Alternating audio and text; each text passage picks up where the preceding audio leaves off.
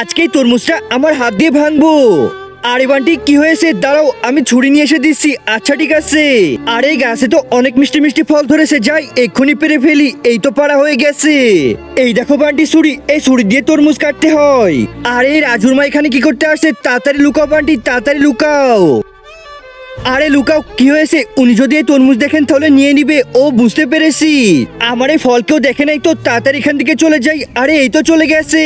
চলো বান্টি, এইবার আমরা তরমুজগুলো খাই। আরে রাজুর মা তো আমাদের সাথে কোনো খারাপ ব্যবহার করে নাই, তাহলে ওনাকে এই তরমুজগুলো দেবো না কেন?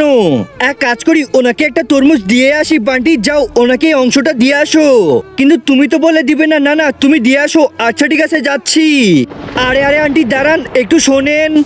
একজন মা কতটা আপন হয়, যাদের মা নাই তাদেরকে জিজ্ঞেস করো। তাই আজকে যারা মাকে ভালোবাসো তারা একটি লাইক আর একটি সাবস্ক্রাইব করে দাও, আর যদি না ভালোবাসো তাহলে এই ভিডিওটা থেকে দূরে থাকো। এই যে নিন, এই তরমুজটা আপনার জন্য। আরে বান্টি তোমাকে তরমুজ দিতেছে, তাহলে আমার তো কর্তব্য আছে ওকে কিছু দেওয়ার। এই যে নাও বান্টি, এই ফলগুলো তোমার। আরে তরমুজটা আপনার। অনেক ধন্যবাদ আন্টি আপনাকে।